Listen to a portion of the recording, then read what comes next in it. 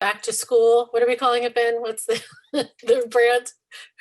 We'll call it Road to Return. Road to Return, right? It was the Road to Return. And we just wanted to let you know that we appreciate all the input that we get from all of you and the what we get from the staff and through Jason, that we are trying to listen to what's going on and trying to adjust in this very unusual time, and a time where things are constantly changing. So we just wanted you to know that the board is working very closely with the administration. We take this very seriously, and we want to know that we're trying to take all your input and make adjustments where we can. And we want to thank the staff for taking all of this in, and nimbly changing based on what is happening, and doing the best for our students, your children. So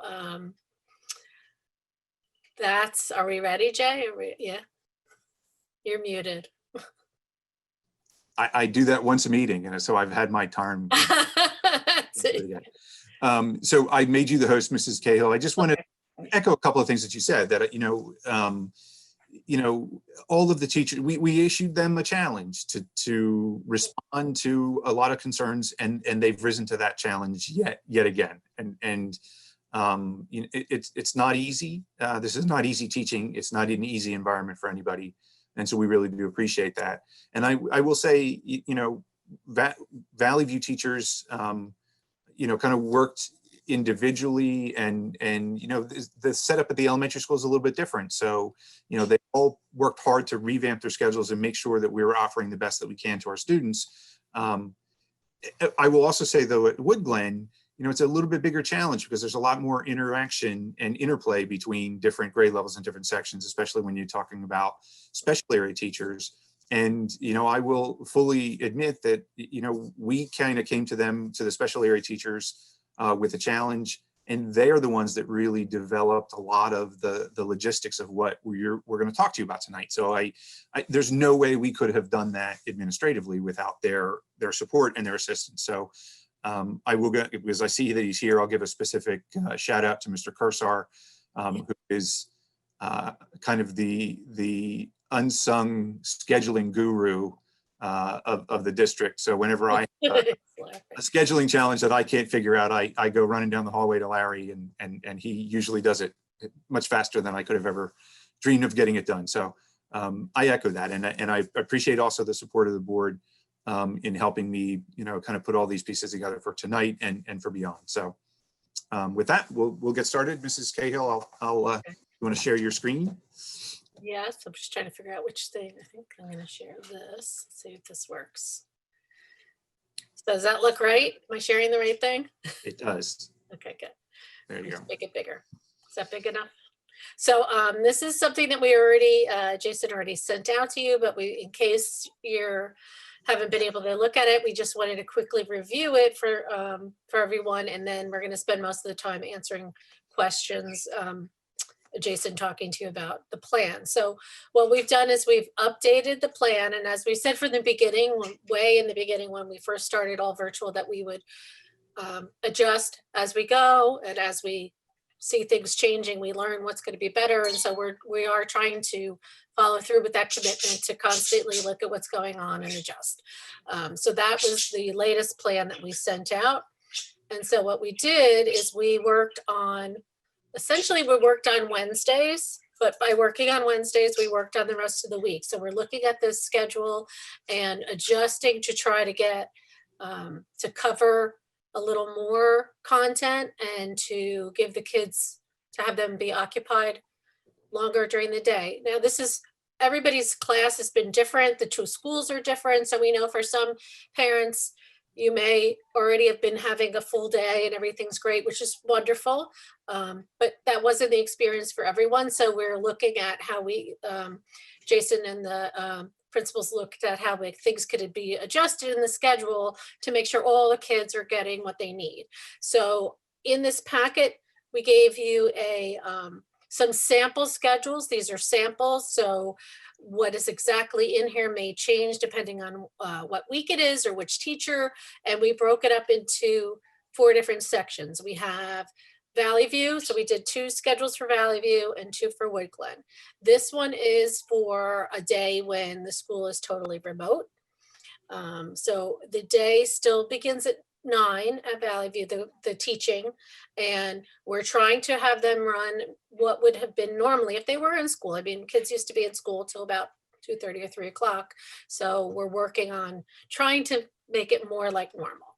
And so that's this sample schedule. What they do from 1 to 3 may be different depending on the day of the week or which teacher, but we want to make sure the kids are engaged for that time period. And Jason, you could correct me if I'm wrong.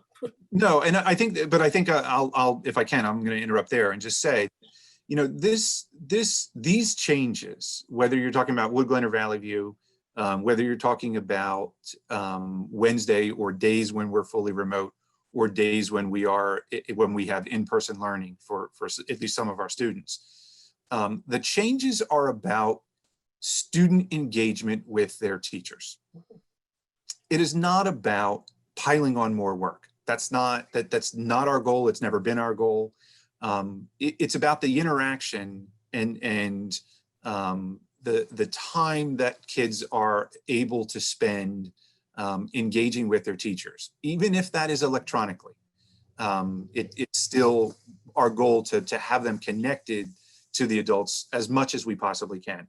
You know, I was at Valley View today and I joked with a couple of people, and some of them are on here, so sorry, forgive me that you've already heard this, but you know, I said, when this is all over and when we are back to normal, I think I'm going to ban screen time for all kids for about 6 months. Because Good we luck want, with you know, we want them to, we want to have live conversations with kids. Yeah. We want to laugh with kids. We want to interact in real ways. And we know that that's not always possible right now. So we want to recreate those experiences as much as we can with our kids. It's not about giving them extra homework. It's not about giving them extra assignment. It's about engaging with them and making sure that we know where they are with their learning and that we're giving them as much support as we can with their learning. So, Right. as Mrs. Cahill said, these are sample schedules. And if you can kind of back up a little bit, It's the first one. this by chance happens to be a first grade, an example of a first grade schedule, right? So one of the things that you'll see when you look at in particular, the in-person schedules, lunch times are different for K to 2 than they are for 3 and 4.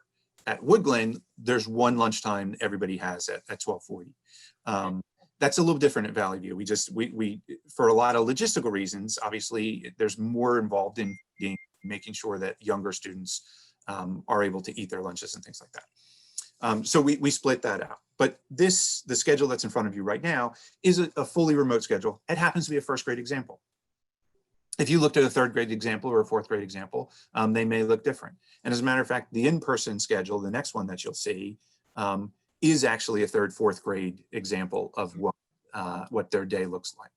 So you'll see the same kinds of things that you would see if they were, if we were fully back to normal, this was a full class and everything else. This is typically on an early dismissal schedule. This is typically what you would see, that there's a period of language arts in the morning, a period of mathematics every morning, that there's either independent work or science and social studies kinds of things in here, that they're going to be doing some work on their own, and then they'll have their lunch and then they get ready and they travel home. The difference is what we're asking them to do now, and for Valley View, what we've asked them to do is do their specials in the afternoon when they get home. So for both Valley View and Wood Glen, we are trying to give as much flexibility in that special block or that cycle class block as we can to students. We have heard very clearly from parents that it's a challenge for a lot of kids that they go to school during the day. Even though they're getting home earlier than they normally would, till they get through that day where they're wearing masks, where they're sitting in separate desks. The logistics of the day are difficult. And so they get on a bus, they get home, and they're tired, they're done. So we understand that it's difficult for a lot of our students to get back onto another meeting with their teachers, in particular for the special areas, and complete those tasks. we've tried to design them in both places, and we have some work to do, I think, at the Woodglen at the middle school level. We've tried to design those experiences so that although we want them to interact as much as we can, that for the actual work, that there's some flexibility in when that happens, that we're trying to group those kinds of assignments in week-long chunks so that if they're not able to access it on that time, on that day, at exactly that time, they still have an opportunity to interact and complete some tasks for those special area classes. So just know that, and if your child, if any child is struggling with that piece, with that coming back online, please reach out to those teachers, reach out to the art teachers, reach out to the music teachers, reach out to the health and phys ed people, and let them know that that's the case. We'll work with you in any way that we can. You know, there's limited bandwidth for everybody. They're working with a lot of different kids and a lot of different families, but please let us know what you're experiencing and we can help you as much as we can. Right, so I'm not going to go through any more detail, but this is, like Jason was saying, these are samples. So if you look at your email to get an idea of what we tried to do, where we added time to the Wednesday day and that we added specials at the end of the day. So for Wood Glen, this will give the kids an opportunity to actually live interact, as we said, with the art teacher or with the Spanish teacher. And if they're too tired to participate when they get home, we will have recorded things that they could do as well, right, Jason? Well, some recorded and some Yeah. live, but there are always assignments that are in Google Classroom that they can access. And, you know, if they're, as I said, the important piece there is for you to reach out. If you're feeling that as a parent, we need you to reach out to the teacher so we can take a look at what we can do to support you in that. Right. And then the last part was just, as we have been doing, we're adding on to our schedule of things that we want to try to get done, and the idea of about when they're going to happen. As you know, you asked in our last meeting, people asked about picture day, and so Jason and crew and team managed to get picture day on the calendar, so that's great. And as far as back to school night goes, we're calling it mid-year goal setting, and that is going to occur on December 9th. Is that for sure, Jason? We're definitely That's gonna correct. Yes. And it will be smaller Zoom meetings. Is that how we're going to do it with? Yeah. So speakers? we will we'll utilize Google Google Classroom for that, because that's a mechanism. Right, that's it. And students are familiar with. So what we'll ask you to do is go through your child's account for that, and we'll do small Google meetings on that. And again, there's a reason that we called it mid-year goal setting, is because, you know, at this point, obviously in December, back to school night doesn't make a lot of sense, right? But we're asking our teachers to do there is talk to parents about what our objectives are for the rest of the school year. Obviously not on an individual basis per student, but just in general, here's where we're headed. These are the things that we're trying to do, and these are the ways that you can interact with your child and help support the goals that we have that we're setting for all of your children for the rest of the year, or for at least the immediate future. And then as far as sports goes, we're still sort of evaluating that and evaluating what we could do based on the guidelines from the governor's office. And then good news, we are trying, assuming everything stays the same, Jason thinks we could get the kindergarten students in the 4 days a week full time starting in January. And then we will try to move that forward in other grade levels as the opportunity comes up. Sure. So we are excited, and I will tell you that when I talked to the kindergarten teachers over the last couple of days about this, they were extremely excited, and frankly have been advocating for this for the year.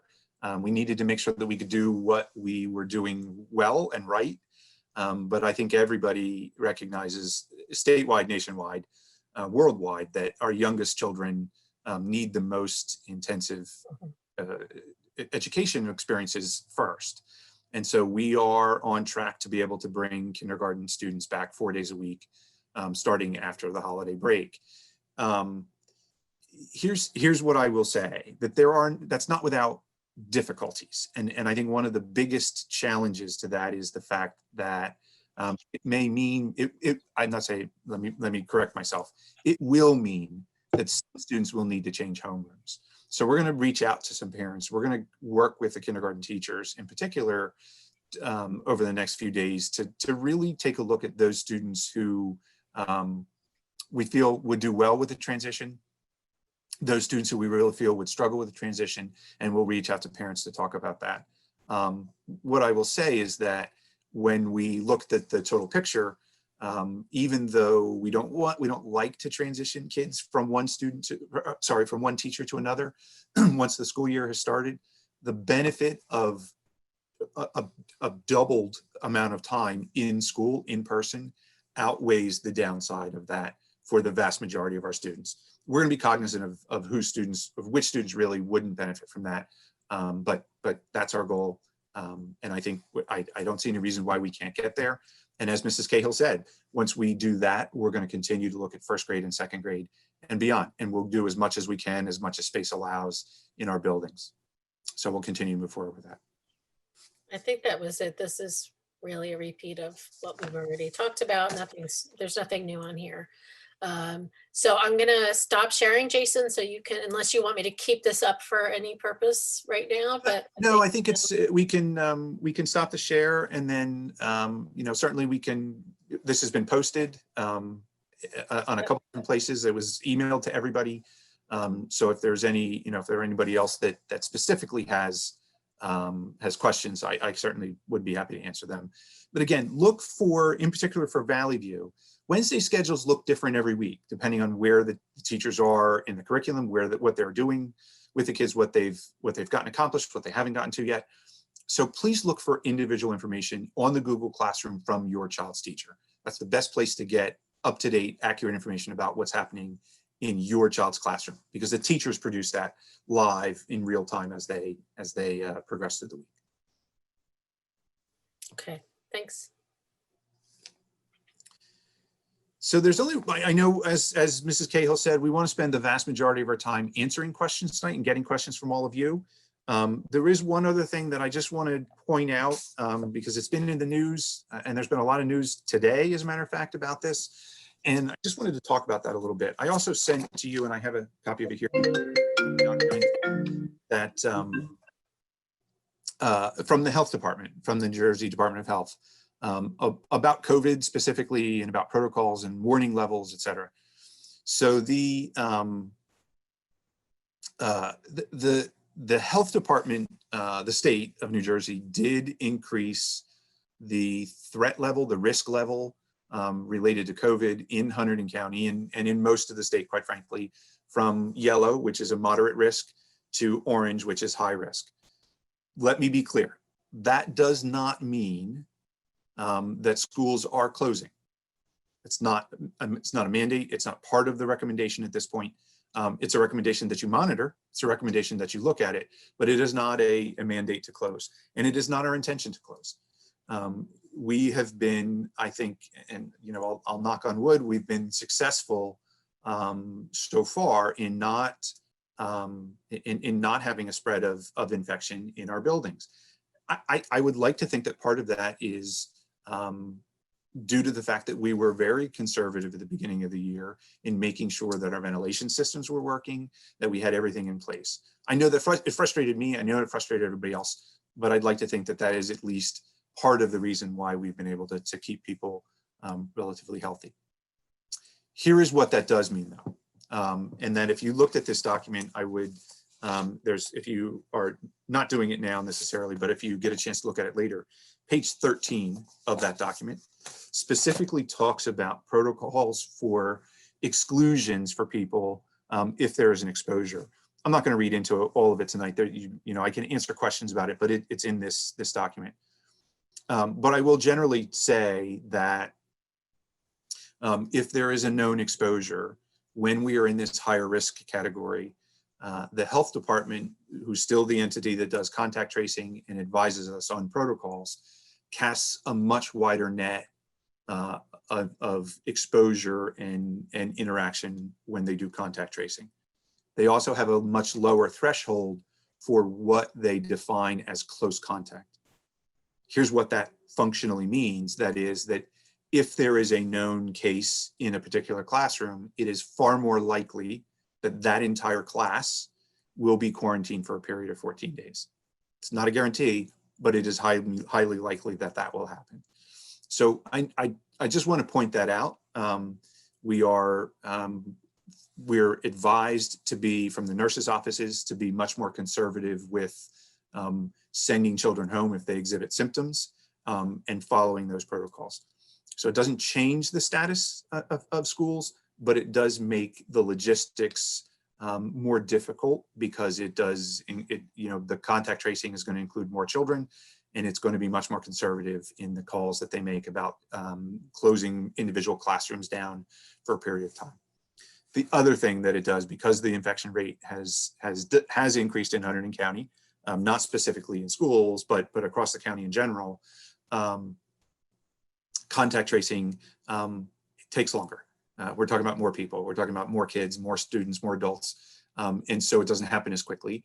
And therefore, if we get word earlier in the day that we have somebody who has tested positive, it is likely that we will have the whole district shut down for the following day until we can get that contact tracing done.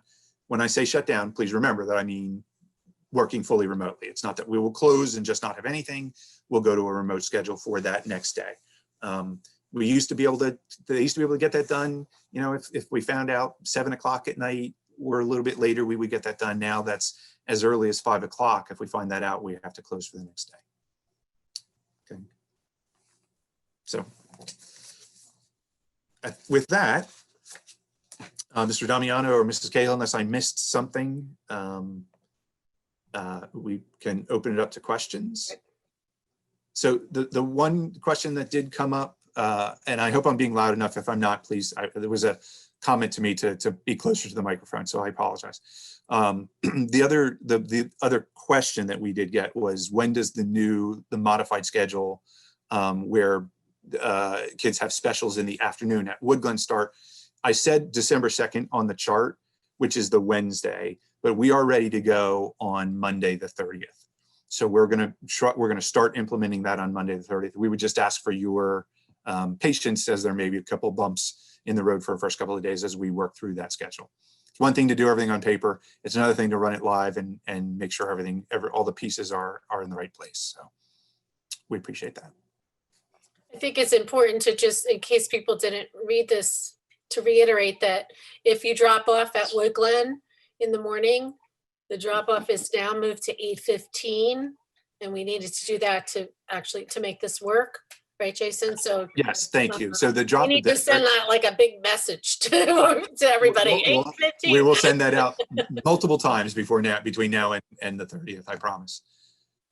I know I'll forget, and I'll be there. Yeah, I will too. If we aren't getting a photo package, should we still have the kids go to the photographer for a yearbook photo? I don't know the answer to that, but I will get an answer to that, and I will publish that to everybody, so that everybody knows what to do. That's a good question. Good question.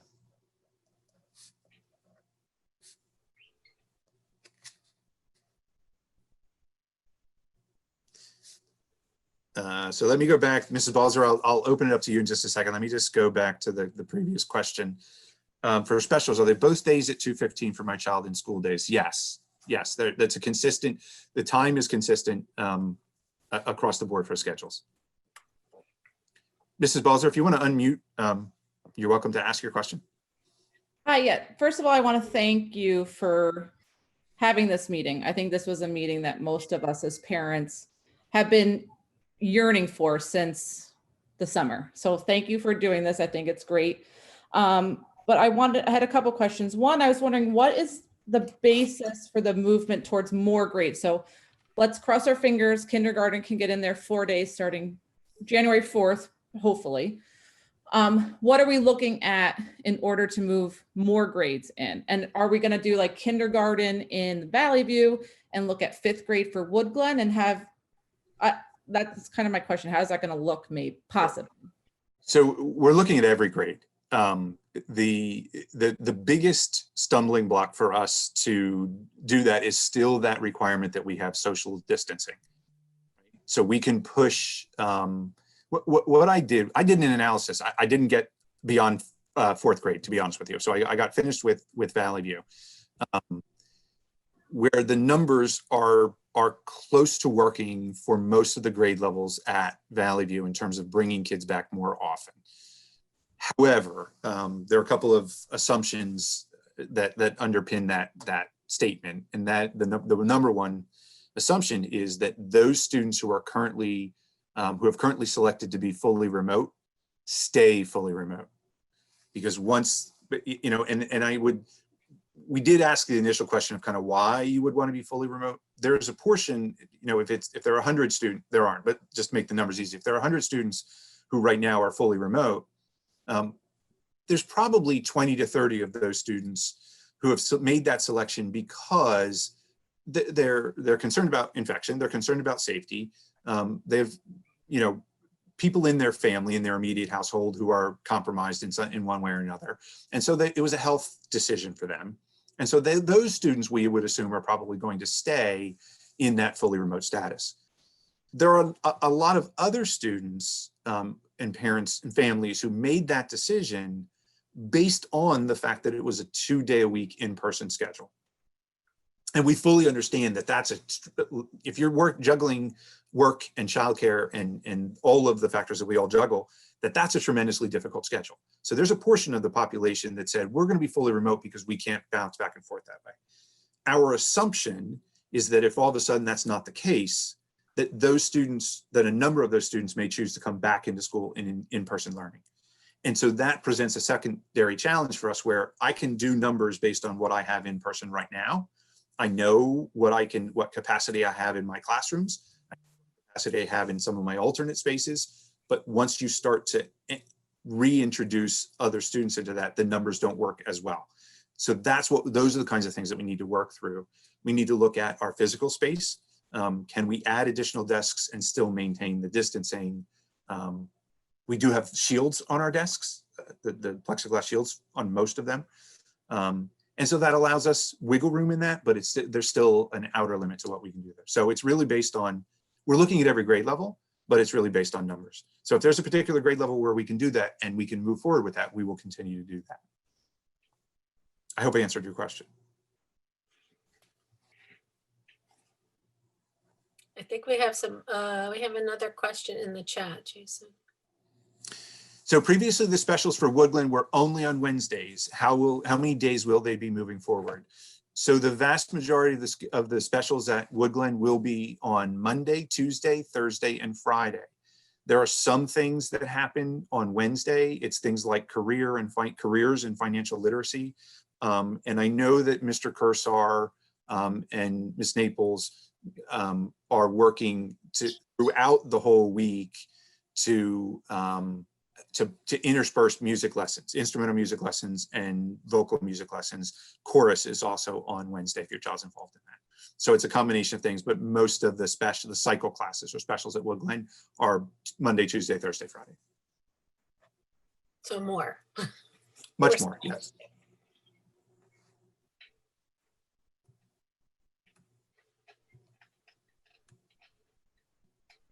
Not a lot of questions. People are thinking.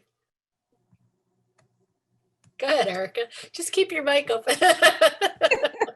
Well, I was wondering, I'm not only concerned about my own children, I'm also concerned about the teachers and the strain that this has presented for them, having to juggle what is just, in my house, a complete circus. So I'm curious what the thoughts are on if we could maybe move, is there a possibility to move to more of a full day, whether or not it's virtual or something more full day?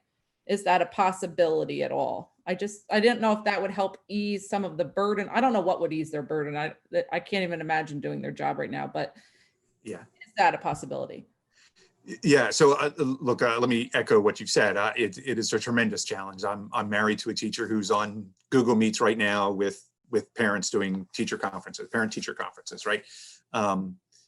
And incidentally, neither one of us is watching the dog, so if they bark, I apologize in advance. But look, I don't, so we not only do we look at how many days a week can we get kids in, we're constantly looking at how can we expand the day. I don't, right now, one of the biggest challenges, to be very frank, is a logistical challenge in that we share buses. We share transportation services with the high school. The high school dismisses at 12 o'clock. They have a challenge, and the primary reason that they dismiss at 12 o'clock is because of lunches. They don't have the capacity to feed the volume of kids that they have safely in their environment, which is why they end at 12 o'clock. Then they do, and I don't have a high school student, so Mrs. Kayla or somebody else can weigh in on this, but then they do other things when they get home from school, is my understanding. Well, they have sport afterward. The afternoon is for sports and other extra band Right. and other things like that. Yeah. Right.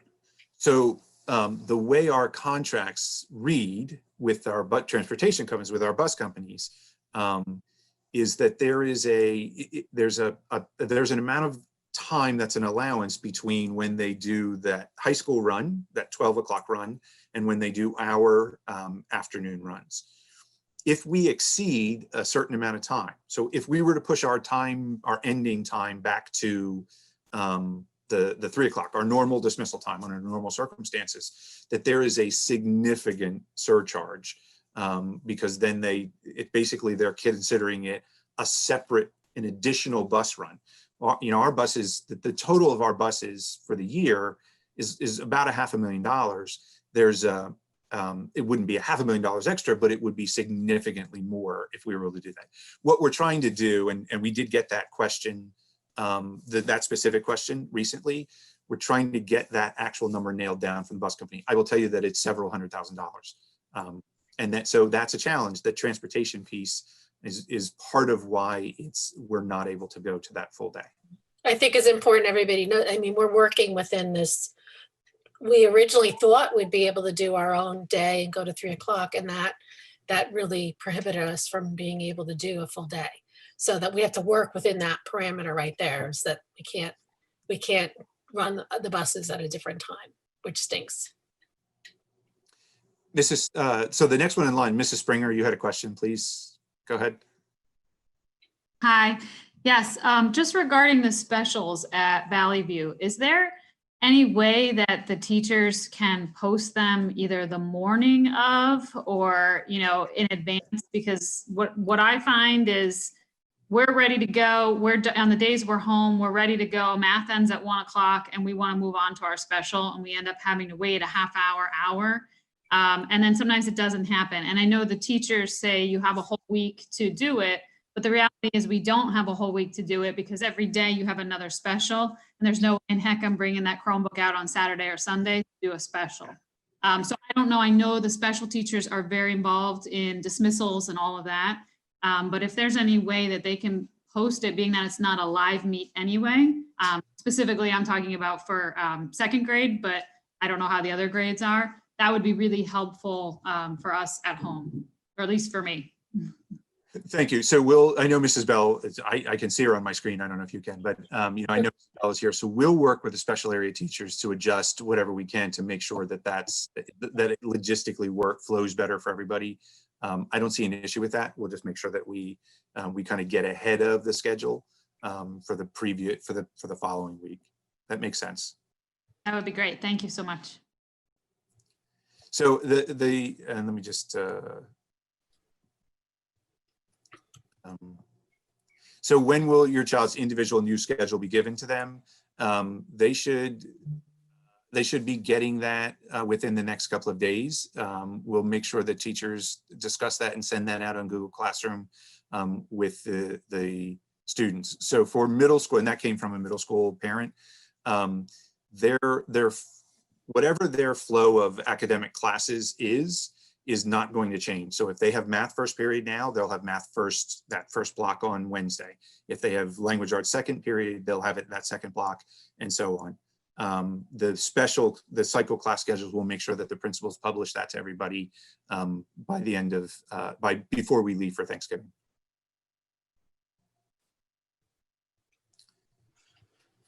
The next question was, is it possible to transition to a full day and have specials in general classroom?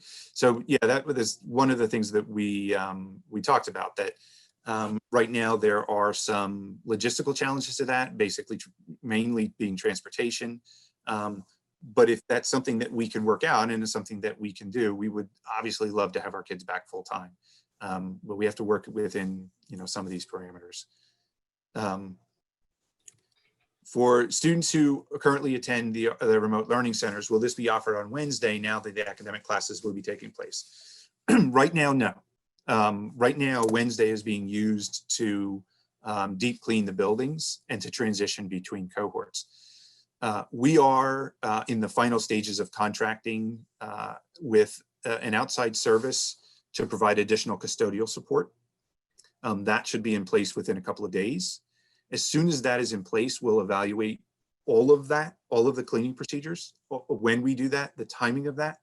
And if there is an ability, if we have the capacity within that to increase or to do some level of in-person learning on Wednesdays, we will certainly do that. It's a quick conversation with our director of buildings and grounds this morning. Just a few things that are not in place yet that we need to make sure we can do right and do well before we make any kind of change there. The only thing I would say is that keeping in mind that the infection rate, again, although it's not necessarily attributed to schools, it is increasing. And so we're certainly not going to back down on our cleaning protocols. If anything, we're going to enhance our cleaning protocols right now. And so we want to make sure that we do that well and safely. But if there's an opportunity to do that, we'll certainly make that change.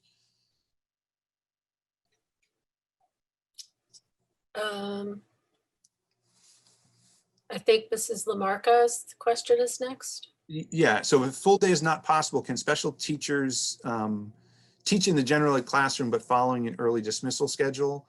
I'm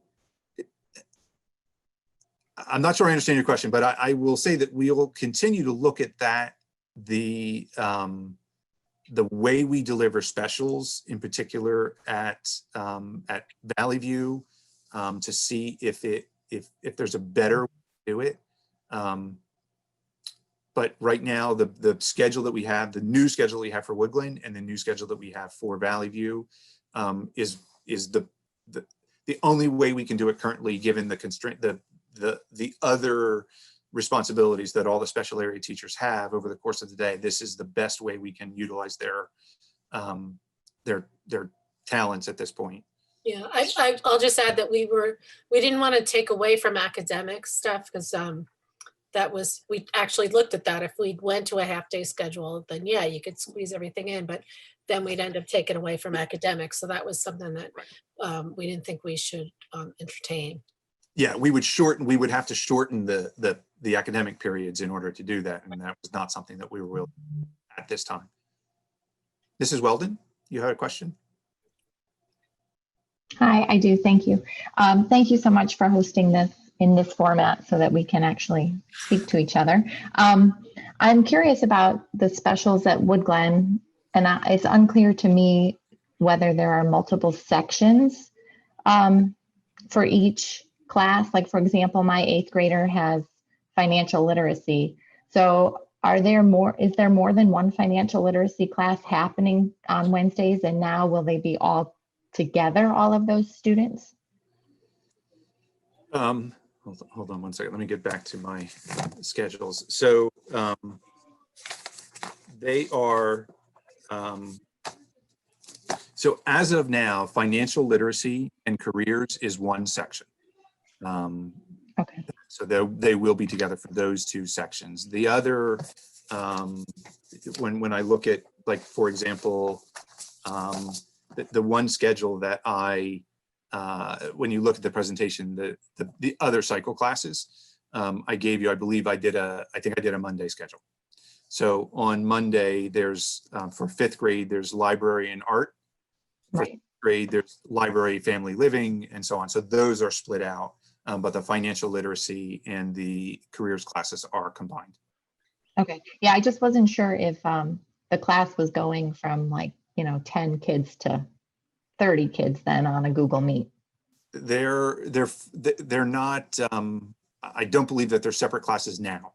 I think they're whole classes now. Okay, thank you. And Dara, Mrs. Englert has a question.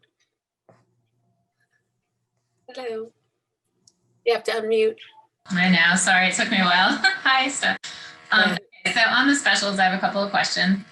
One, so as an example, I have a 6th grader and her cycle is health, and it was once a week. So does that mean now she's gonna have health, or is it gonna be like music one day, health one day? Sure, let me pull up, let me see if I can pull up a separate schedule, and I'll share it with you. In a normal year, the kids would have health every day, right? Correct, for a cycle. So we're trying to get closer to normal. It'd be great if she had art this time, you know? I know. Art is better than health. Yeah, All right, let me, I just bear with me for a second. I'm trying to pull up a schedule.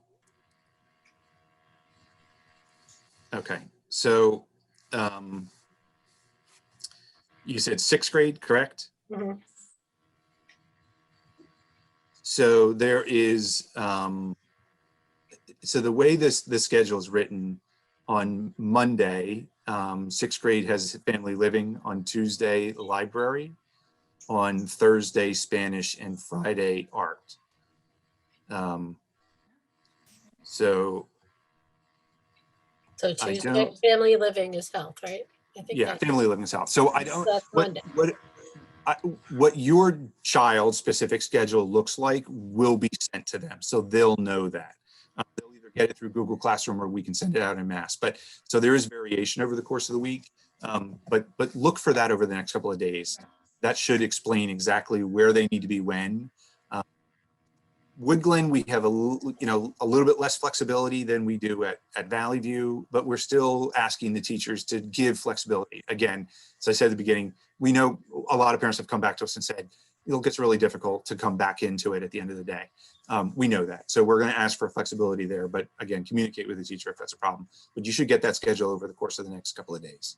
So Jason, does it mean so they'll have one day of their special where they're in person, but are they going to Right. supplement other days with a recording or some other? Well, they'll have assignments to do. They'll have things that they can work on the other days. But again, we're not, this is not about work. So we're not trying to overwhelm kids with this. It's about engagement with the teachers. And that it was about, we made a decision that we focused more on academic classes, and that's why we had to put that into the schedule. The downside of that is that they're not going to have as much contact time with the special areas.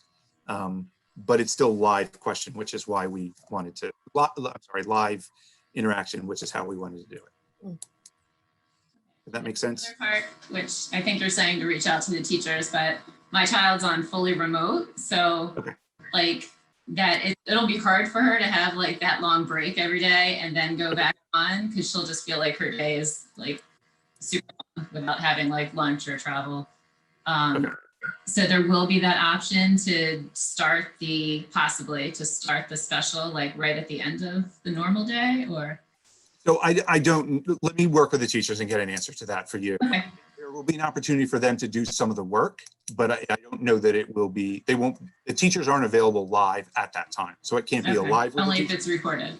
Correct. Right. And there will be times when they'll record it. It's not, that's not the primary source of the lesson. It's going to be live, but if we find that that's just not working for a variety of kids, then we'll start to pre-record some of those things. Okay. All right. Thank you. Thank you all. Mrs. Lamarca, you had a question? Yeah, I do. Hi.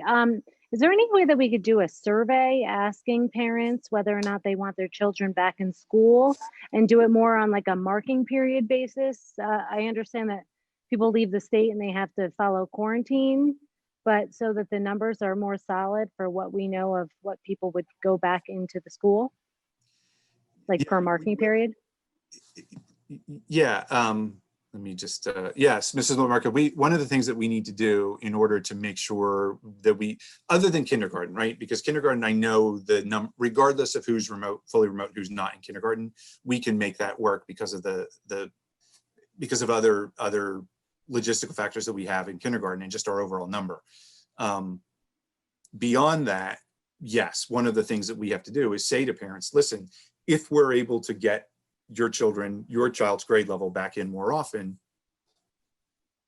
are you interested in doing that? Are you know, for those people who chose to be fully remote, would you want to come back into the classroom? Because that's going to really influence how much of that we can do. It's Right. already a survey that I have half written, to be honest with you. Okay. Okay. We just need to make sure that like I said, there are some things that we needed to clear out, make sure that we could do it with kindergarten, make sure that we have our cleaning protocols in place, et cetera. And then we'll move forward with that as quickly as we can. Okay. Thank you. If students already had a special in marking period 1, will they have special again each week? No, it should be a rotation out of that if they've already had it. Mrs. Balzer? Me again. I actually was wondering, the drop off for Valley View is a big chunk of time, 45 minutes. And I wondered if we are looking at any ways to try to streamline that at all. I know that it's helpful for me because I'm dropping off at Wood Glen, et cetera, but I just think of these teachers having to be on duty, like with children for this extra 45 minutes that they never had to do before. I wondered just to try to ease that time on them.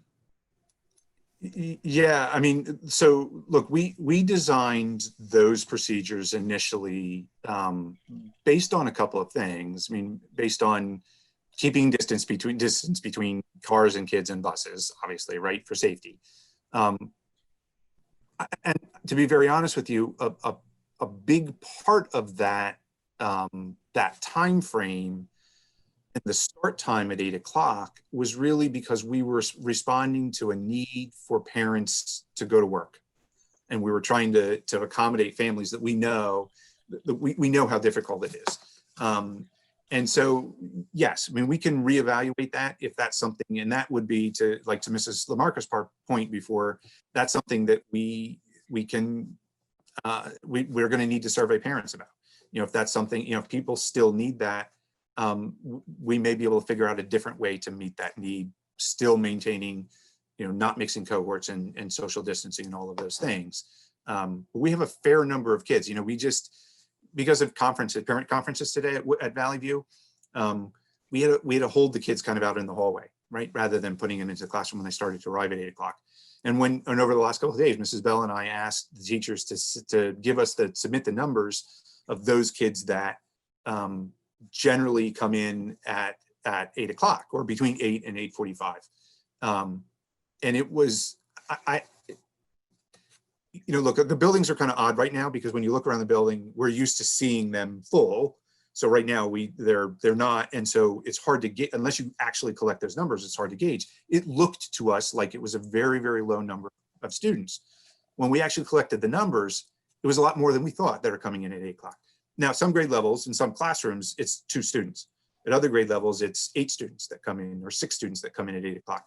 So we need to do some assessment with the parents rather, to make sure that we know exactly what the need is. And if we can adjust it backwards to make that time more usable for teachers, certainly we will do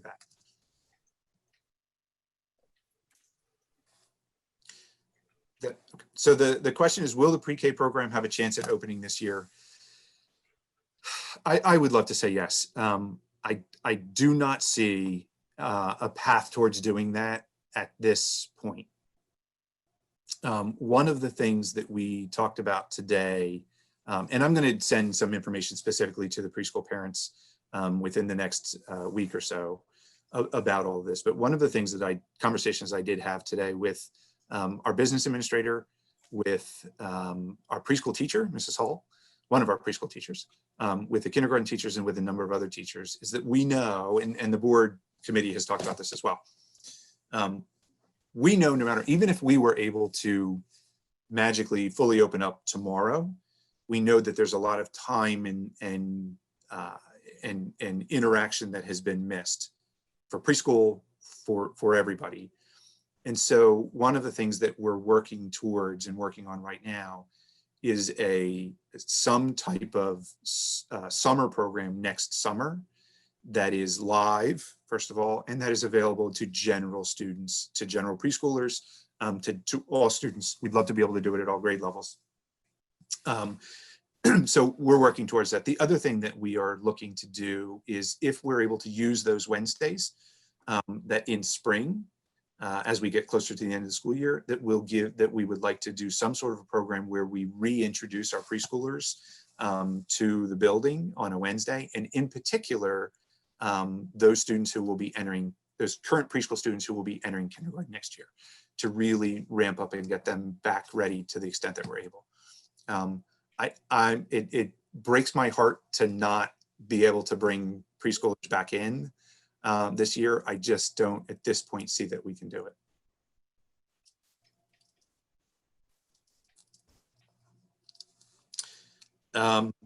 So the question was, can we challenge the bus company, because it's an unusual time and we should be putting kids first. The bus company should understand this. Yes, they've been challenged, and we're going to continue to do that. We can continue to do that. I will tell you that that there are a number of executive orders in the state and nationally that dictate that no matter what happens as a result of this of the pandemic, that we still are required to fully pay and execute our contracts as they are written. And there is, in every transportation contract for every district, there's a clause about layover time and additional runs that's in the contract, that they are under the law fully enforceable. I'm not an attorney by any stretch of the imagination, but if we have a board attorney, a school attorney, who has advised us, and as they've advised, as all board attorneys have advised, that we are required to fully execute contracts. Trust me, it makes me a little crazy every morning when I see buses that are significantly less than full coming in, and we're still paying those contracts. It is an executive order that we have no control over. Frustrating to us as well, believe me. Who will the fourth kindergarten teacher be? At this point, it is likely to be, and we haven't solidified it yet, so I don't want to overpromise here, but at this point it was likely to be Mrs. Hull, who was our preschool teacher. And so many of the children already know her, and she's aware of that, so I'm not, if she's on the call, she's not being surprised, I promise you. She and I actually talked about that today. Yeah, so you're right, Mrs. Segula. We do have buses that are significantly, as I just said, significantly less than full. Is there a way to rework the routes? There is, it's something that we can look at. However, the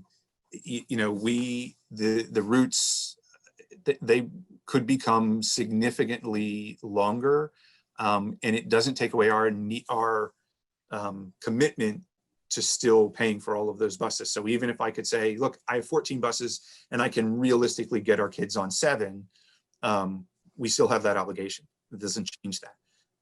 Still paying for it no matter what. We still have to pay for it no matter what. It's really not something we can work. We can't work around it in any other way unless everybody wants to drive their kids. Right. Which I know is not realistic, obviously, right? Yeah, and you've heard that some routes only have a couple children on the bus. You're absolutely correct. As I said, I watch it and I cringe because I know that what we're paying for them.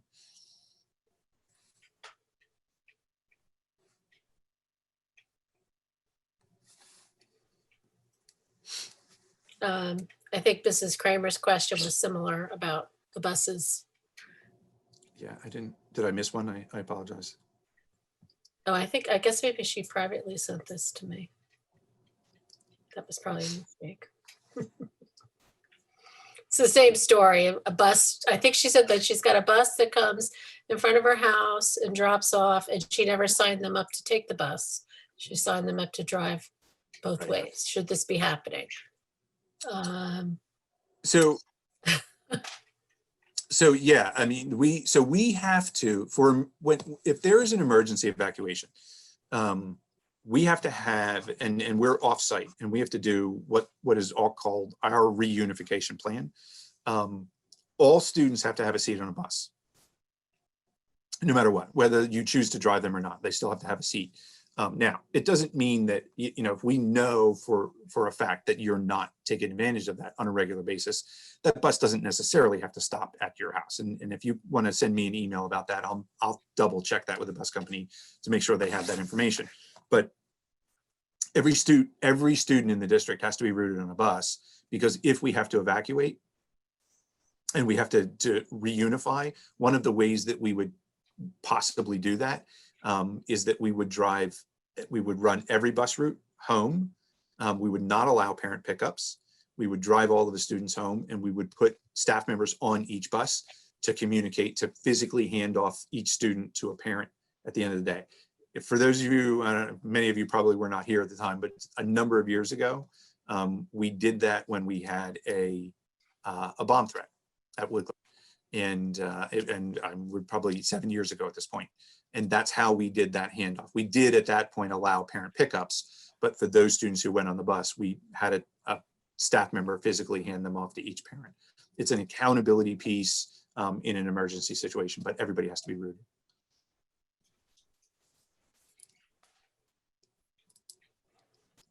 So we're actually at 8 o'clock. I can't even believe that. It went so fast. We were just gonna because I don't see any more questions. So Mr. Dabiano was just gonna speak for just a few minutes to talk about how we're gonna continue to communicate.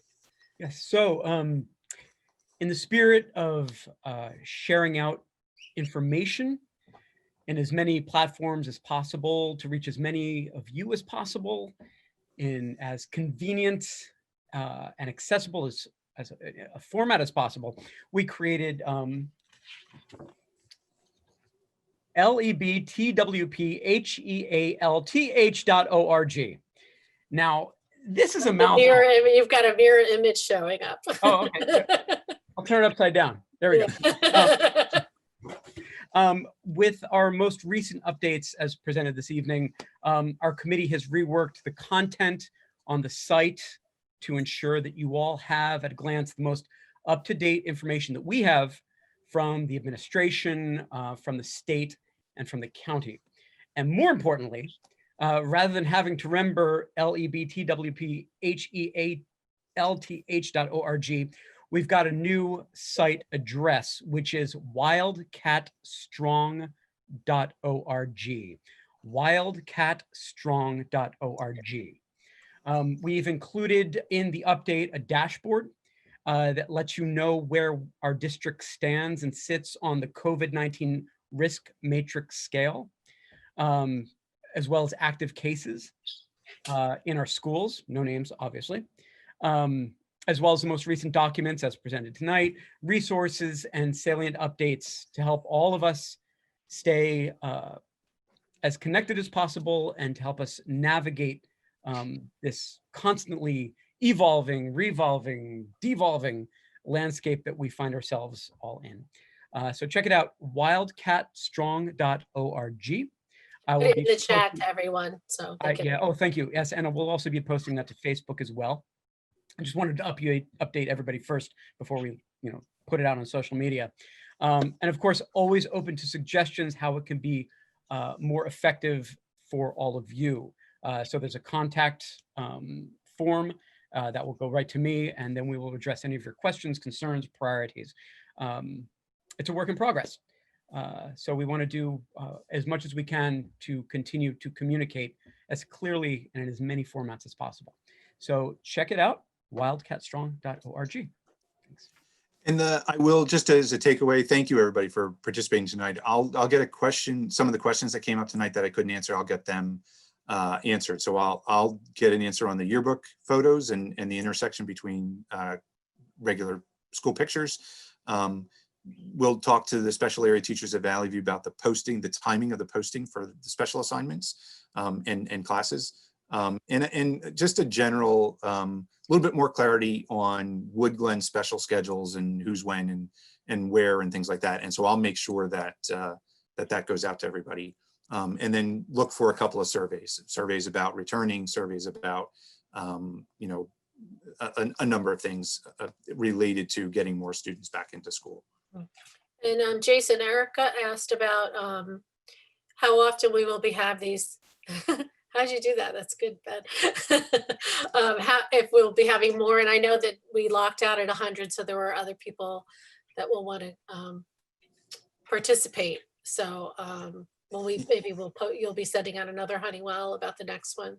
Yeah, so our goal is to do them bi-weekly at this point. So we have two that are close together. So our next one is next Tuesday, which quite frankly is not going to be dramatically different than this one, just because it's you know, we knew that we wouldn't get everybody. Once we get our capacity up to the 500, which should happen in a couple of days at the latest, we'll do them bi-weekly as we have updates for everybody. And they don't, you know, the more often we do them, the less lengthy they need to be. So we don't want to eat up everybody's time. I know everybody's busy, but if it helps to just ask a question live, I know that's kind of, for me, if I'm asking the question, it's the best format for me to get those kinds of answers. You know, it's true of kids, right? We just said that all night, that the engagement and interaction is the best way to transfer information. So we have to be true to that in our communication administratively. So every other week we'll do a meeting. Obviously we'll adjust around holiday schedules and things like that, but that's our goal. Generally speaking, Thursday evenings seem to be a good night. But if that's a night that doesn't work for a lot of people, we'll adjust that as well. And this is being recorded. The meetings are being recorded. So we'll post that on all the places that Mr. Damiano mentioned as well. Mrs. Cahill, you just need to make me the host again so that we